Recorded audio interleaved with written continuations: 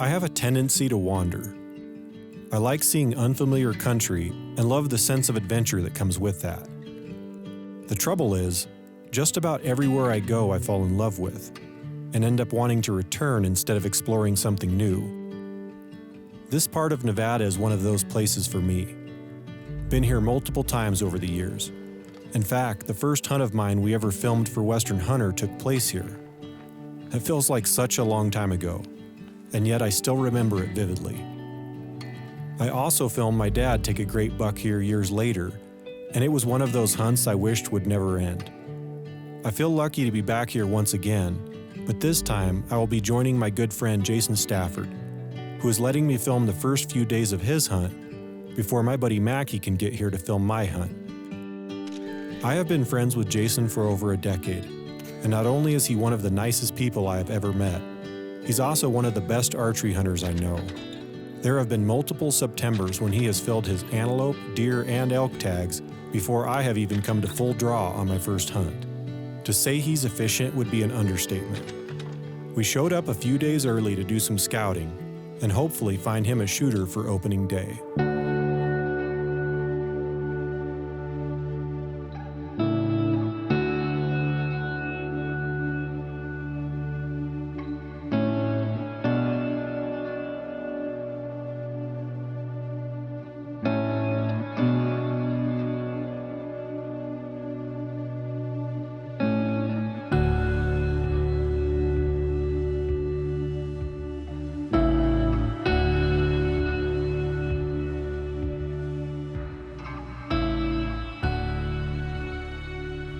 It's opening day in Nevada deer season.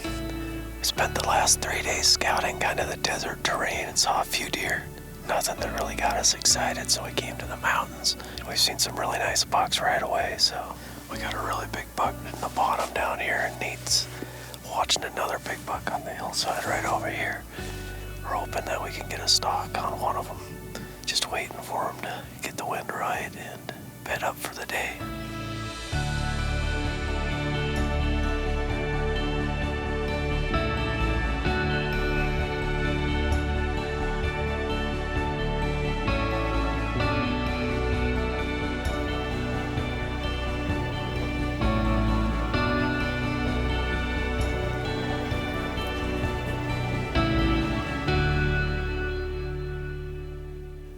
Fit up and out, kind of leaving this buck in a good spot for us. The little buck that had been down there moved in pretty close and bedded next to him, but we still have a good chance, we think, of getting down and getting pretty close. So we're just going to leave all of our stuff here, grab a bow and some arrows, and head over there and see if we can get in close.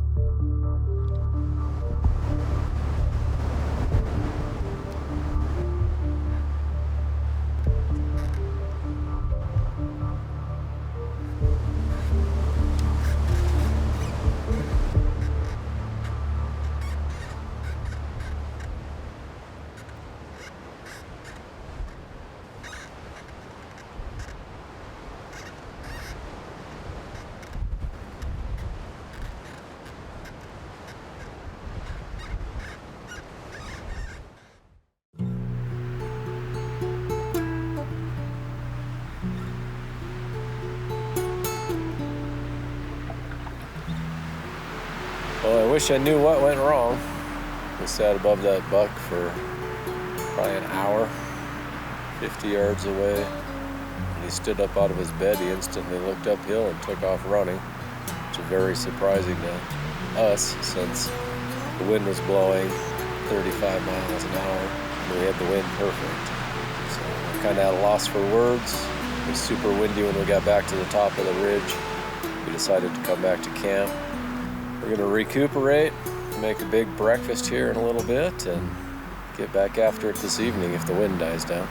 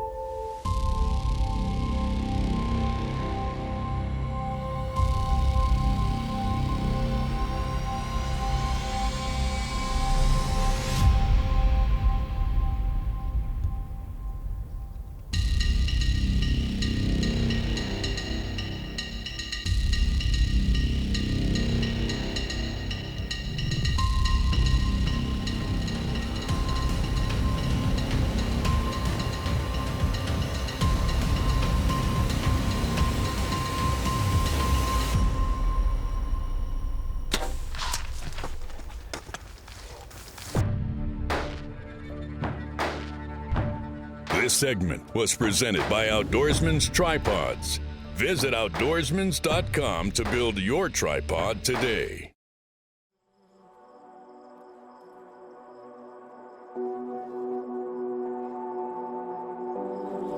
Things developed quickly this morning. Jason ended up spotting the nice buck from the day before, which ended up feeding its way right up to us. It was a 24-yard shot, and all we knew for sure was that he had missed. But it wasn't until looking at the footage did we realize why he had missed. This buck literally ducked out of the way of Jason's arrow. It's disappointing for sure, but at the same time, it's pretty amazing just how quickly these deer can react to the sound of an arrow coming at them. If you look at the dot on the screen where Jason is aiming, and keep your eye on it in relation to the buck's body as the arrow flies towards it, you can see just how far it ducks. It appears Jason would have made a perfect double-lung hit had the buck not dropped out of the way of his arrow. Now that Jason has had 2 encounters with this buck, he's got tunnel vision on this deer. We ended up looking for it for a couple more days before my buddy Mackie arrived to film my hunt. So I decided to leave this area all to Jason, so he could keep hunting for this buck with plenty of breathing room. I would head for lower country, where we had done some scouting before the season. With any luck, one of us would tag out and be able to rejoin and help the other finish the hunt.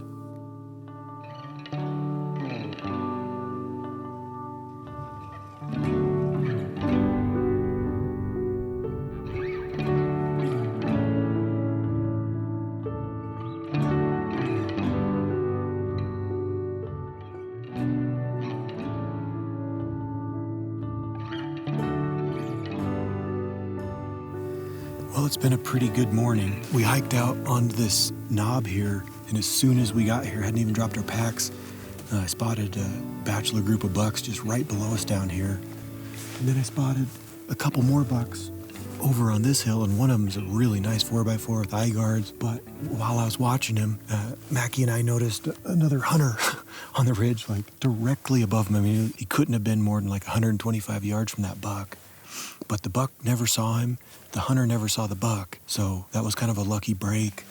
They bedded in the sage over there, but I was hoping they were going to bed below those cliffs over there, but they stayed up in the sage, which is going to make it a lot trickier. And then these ones down here, we could get close to those, but the wind is actually the wrong direction for both of these stalks right now. So I don't know, right now, I don't feel like we're probably going to do anything. I think we're just going to hang out here and hope that things kind of shuffle into a more favorable situation for us later on.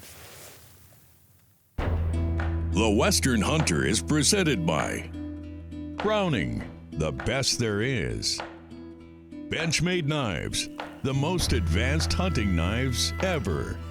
Wilderness Athlete, fuel for the rugged.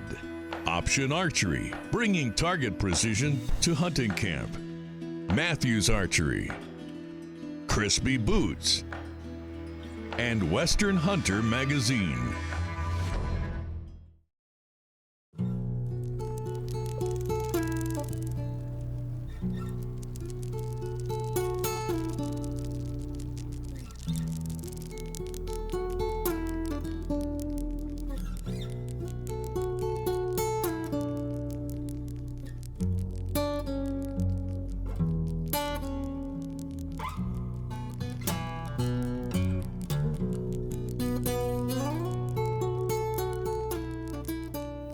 Well, it's only 10:45. Those bucks got up and fed down into a perfect spot. They got up a lot earlier than I was thinking. They didn't really feed that much. I think they probably just got hot and they lost their shade in the sagebrush there, so they really couldn't have bedded in a more ideal location to get within really close bow range. Mackie and I are gonna pack up our stuff. We're gonna loop around, go get on that knob. We'll go through that saddle, get on that knob above them, and then we're gonna drop down and get right above the ribbon cliffs, because I think that's gonna put us about 30 yards. We'll head over there and hopefully we can get within bow range.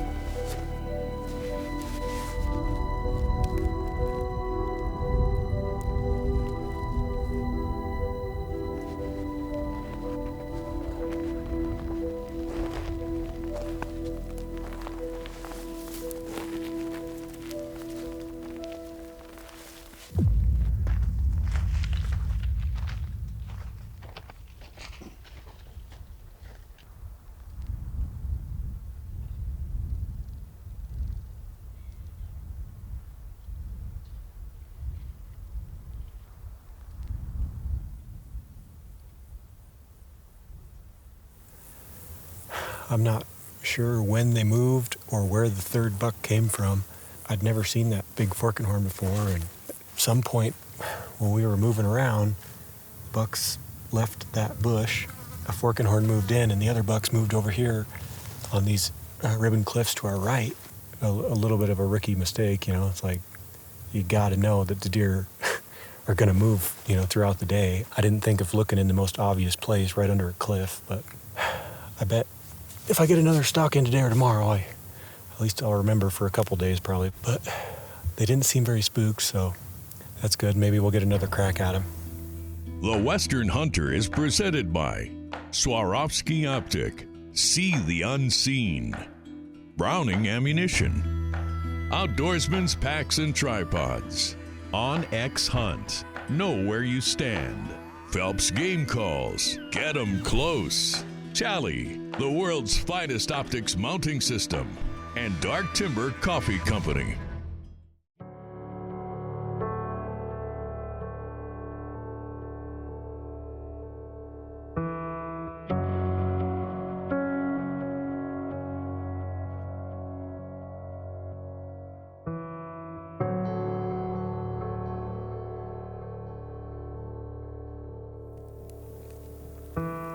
We were just headed out to check out some new country on the backside of the mountain here, and Mackie thought he spotted a buck below us. We just peeked over, and there's a buck just like right over this hill. So we just saw his antler tips in the grass, so we're gonna slip back around here and see if we can't get pretty close to him.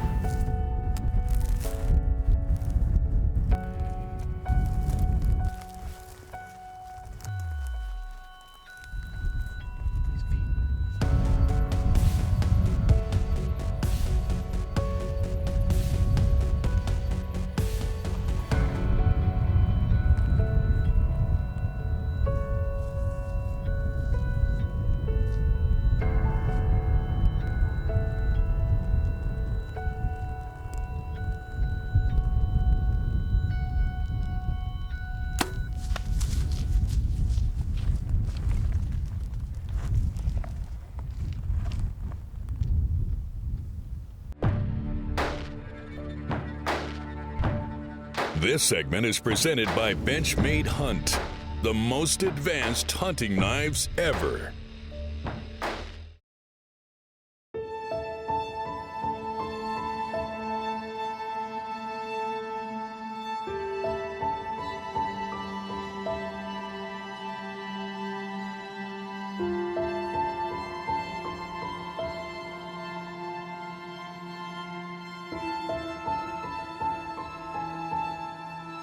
Well, it's the next morning, back here at the spot that I shot from yesterday evening. And we reviewed the footage, and the deer really ducked the string bad. It was only a 37-yard shot. By mule deer standards, that's pretty close, you know, but it looked like he ducked a good 10 inches between the time my bow went off before the arrow got there. So the shot impacted him a little high, and we watched the deer go, as the crow flies, it's like over a mile. We looped around and tried glassing from a different angle till dark. Couldn't find him, so this morning we're gonna head down to where we last saw him go over a ridge and see if we can pick up a blood trail, and if not, we're just gonna start kind of gridding through some of the draws and stuff out here. But I do fully expect that if we relocate that buck, he's still gonna be alive. So we're gonna be taking our time, being real quiet, and hopefully we can spot him and I can get another shot on him.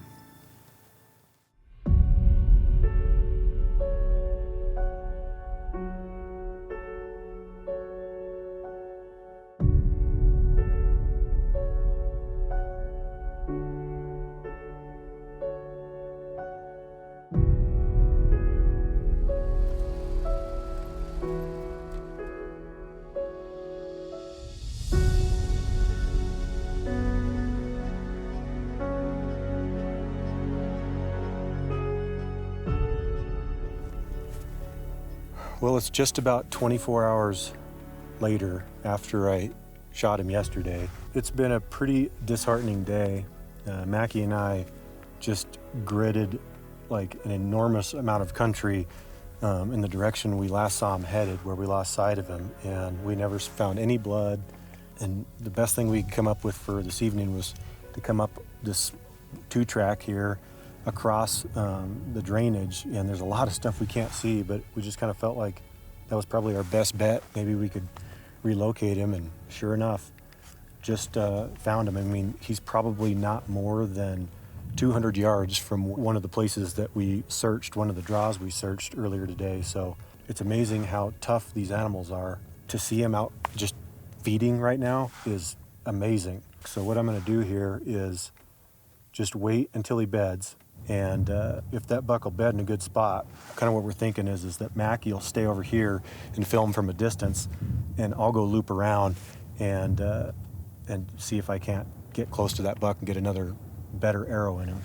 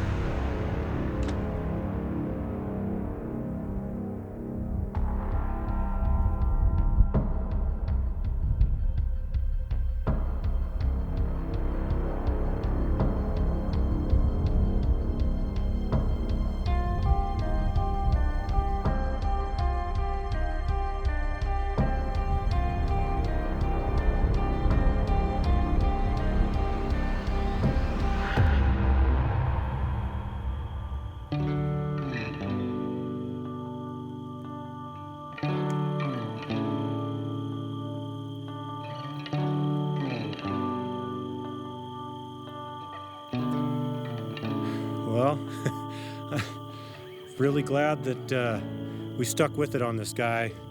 It was pretty obvious the second we saw him, the arrow was still in him. I was 48 yards from him for I don't know how long.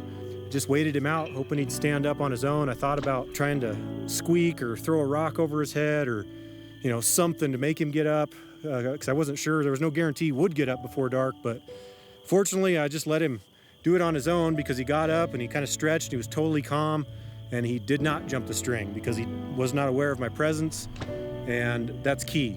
Yesterday when I shot at him, he had picked us off on the skyline, and today he didn't.